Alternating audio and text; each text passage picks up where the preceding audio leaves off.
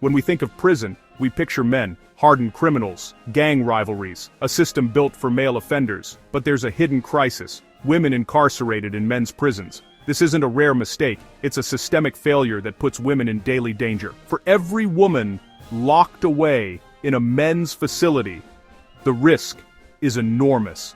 This isn't just about discomfort, it's about survival. These women are mothers, daughters, and sisters thrown into environments where they are the minority and the most vulnerable. The prison system is supposed to be about justice, not sacrificing safety and dignity. Imagine being the only woman on a cell block of hundreds of men, constant fear, leering eyes, and the knowledge you're outmatched. They face an uphill battle for everything: safety, healthcare, and basic dignity. The system that puts them there often turns a blind eye to their suffering. It's a betrayal of justice happening right now, in our own backyard. The issue of women in men's prisons is a ticking time bomb of violence, abuse, and trauma. We need to understand why this is happening, what these women endure, and what we can do to stop it. This isn't about being soft on crime. It's about demanding accountability from a system failing its most basic duty: to keep people safe. It's time to shine a light on this hidden crisis. How does a woman end up in a men's prison? The reasons reveal deep flaws in our justice system: geography and lack of resources. In rural states, there may be only 1 or 2 women's prisons.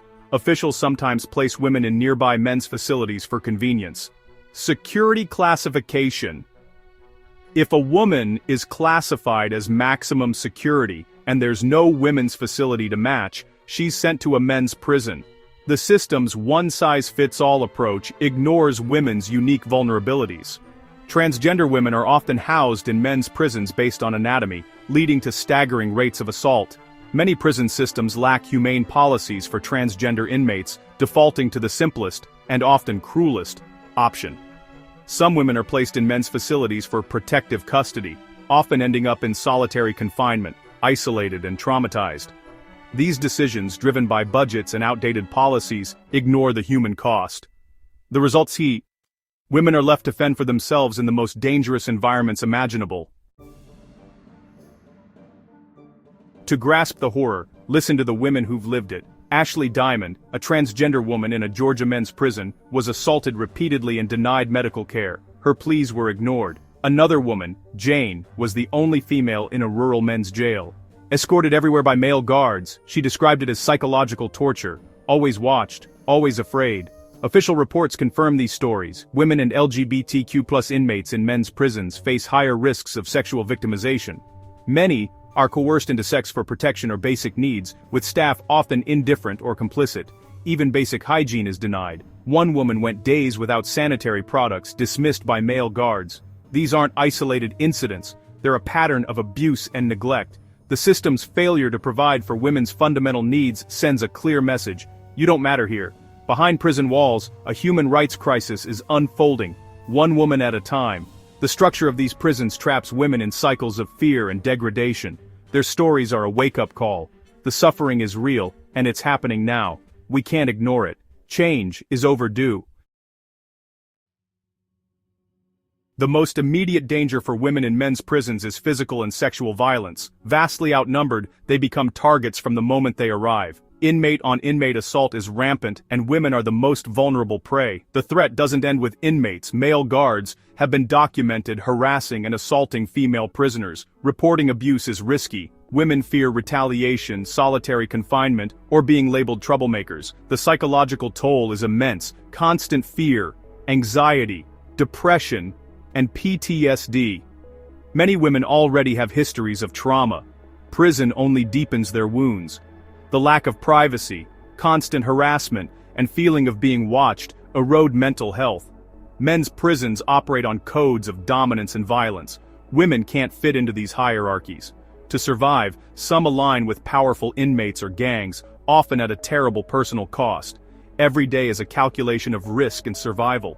The scars, physical and psychological, last a lifetime. No one in state custody should have to make these impossible choices. The system forces them to. In men's prisons, women's health is neglected from day one. Facilities are designed for men, Basic gynecological care is almost non-existent, no OB/GYNs, no routine screenings, and women's pain is often dismissed. Treatable conditions become emergencies due to neglect. Pregnant women face a crisis. No prenatal care, no specialists, and dangerous conditions for mother and child. Some have gone into labor in their cells, attended only by untrained male guards. Mental health care is also lacking. Services are geared toward men, ignoring women's trauma and higher rates of mental illness. The isolation and fear only worsen psychological wounds. Even basic hygiene is a struggle. Sanitary products aren't standard, and women must beg or pay for them. Male guards may use distribution as an opportunity for humiliation. This neglect leads to infections and further degrades dignity. In a system built for men, women's bodies and needs are treated as an afterthought. The consequences are deadly. Placing women in men's prisons systematically violates their basic rights. Privacy is lost. Women are subjected to pat-downs and surveillance by male staff, even in showers and cells. For survivors of abuse, this is a constant trigger and a form of institutional harassment. Rehabilitation programs are designed for men. Women are often excluded from job training and education. This denies them a chance at self-improvement and successful re-entry. Family bonds suffer. Women are housed far from home, making visits from children and loved ones rare. Legal counsel is harder to access, especially in isolation. The Eighth Amendment prohibits cruel and unusual punishment, yet women in men's prisons endure daily psychological torment and denial of care. These are not legitimate parts of a sentence. They are extra punishments inflicted solely because of gender. The system isn't just failing these women, it's violating their constitutional rights. This must end. Men's and women's prisons are fundamentally different worlds. Men's prisons are built for control and containment, with a culture of violence and rigid hierarchies. Gangs dominate, and survival often depends on physical strength and aggression. Women's prisons, while still harsh, are less violent and more focused on relationships and support networks. Programming in women's facilities is tailored to trauma, parenting, and rehabilitation. Most women are non-violent offenders, many are mothers, and the majority have histories of abuse. Placing women in men's prisons ignores these differences and throws them into the most dangerous environment possible. It denies them access to coping mechanisms and support. The result is physical and psychological harm. The two systems are not compatible, and pretending they are is a recipe for disaster. Despite the grim reality, change is possible. Advocacy groups like the ACLU and Just Detention International are fighting for women abused in men's prisons. Lawsuits force prison systems to change policies and seek justice for victims. New legislation is pushing for humane housing of transgender inmates and banning women from men's prisons altogether. Some states are adopting trauma-informed practices and building community-based facilities focused on rehabilitation. Public awareness is growing. Documentaries, news, and survivor testimony are changing the conversation. This pressure leads lawmakers to act and corrections officials to reform. Change is slow, but it's happening. With advocates, survivors, and an informed public, we can dismantle the policies that allow women to be warehoused and abused in men's prisons. The fight for justice continues. We've seen the dark reality of women locked away in men's prisons, violence, neglect, and the stripping of dignity. This is happening here, in America. Funded by our tax dollars, the system is breaking its promise to keep people safe.